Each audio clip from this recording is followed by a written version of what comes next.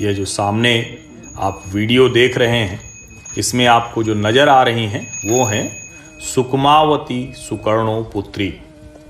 मुस्लिम देश इंडोनेशिया के पहले राष्ट्रपति सुकर्णो की पुत्री हैं। इनकी बहन भी वहाँ की राष्ट्रपति रह चुकी हैं। और सुकमावती सुकर्णो पुत्री इस समय संपूर्ण विश्व के लिए उत्सुकता, जिज्ञासा का सबसे बड़ा केंद्र बन गई। और इसकी वजह है कि उन्होंने इस्लाम त्याग कर हिंदू धर्म अपना लिया है।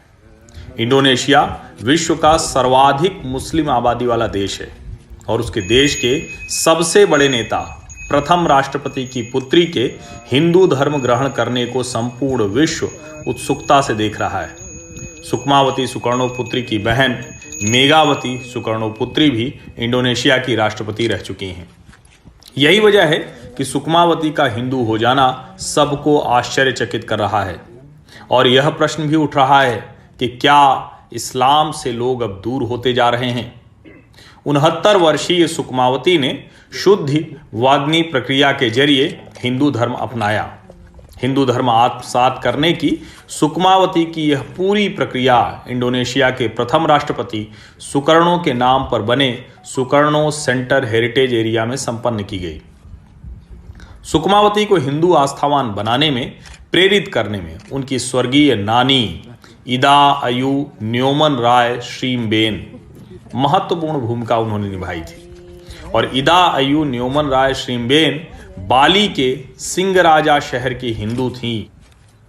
सुकमावती को हिंदू धर्म, परंपरा और मान्यताओं का गहरा ज्ञान है। रामायण और महाभारत उन्हें याद है और पिछले 2 दशकों में रामायण और महाभारत ने उन्हें हिंदू धर्म आत्मसात करने के लिए प्रेरित किया।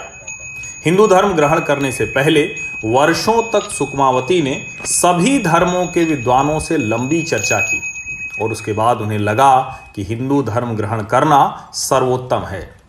सुकमावती ने हिंदू धर्म ग्रहण करने के लिए अपने परिवार और बेटे बेटियों की भी सहमति ली है। सुकमावती ने यह सब ऐसा नहीं है कि चोरी छिपे कर लिया। यह सब कुछ सार्वजनिक कार्यक्रम में हुआ। इसके लिए बाकायदा प्रेस रिलीज जारी की गई और उससे पहले खुद सुकमावती ने प्रेस वार्ता करके इसकी पूरी जानकारी दी। उसमें उन्होंने बहुत विस्तार से इस बारे में बताया।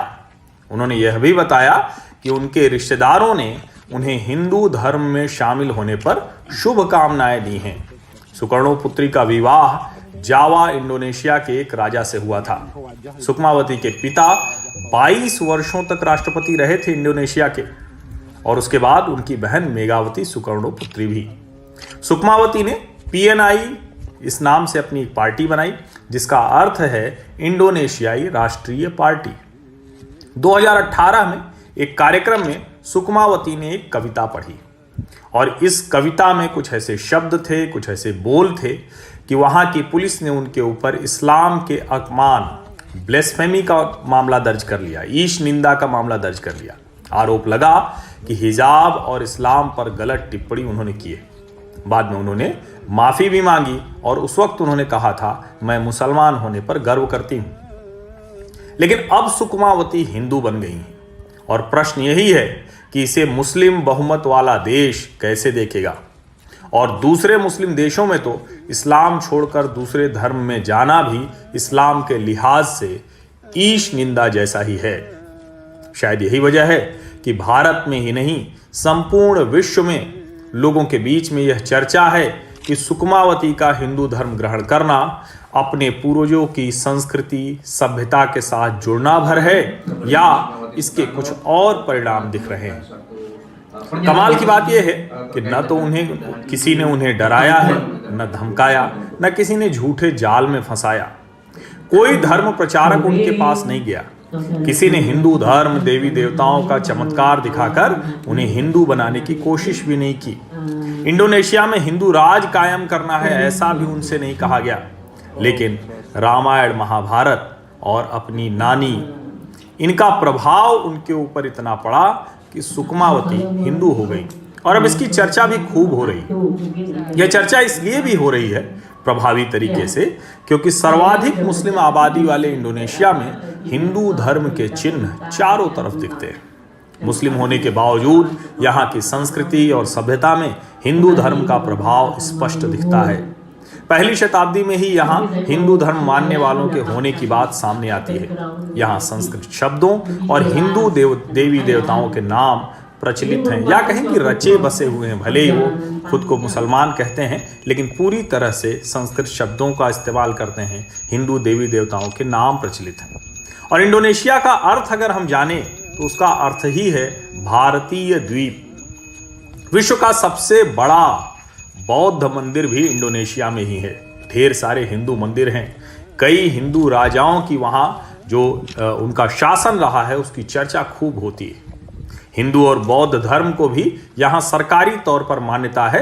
कुल 6 धर्म हैं जिनको मान्यता है, इस्लाम के अलावा 5। इंडोनेशिया की मुद्रा पर गणेश भगवान का चित्र है। इंडोनेशिया की सरकारी विमान सेवा का नाम गरुण है।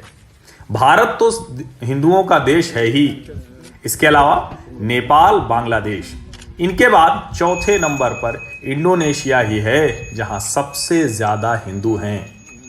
तो भले ही 75-76% से ज्यादा मुस्लिम आबादी इंडोनेशिया में हो, लेकिन वहाँ की संस्कृति, वहाँ के संस्कार, वहाँ के पूर्वज, वहाँ के देवी देवता, वो सब हिंदू हैं।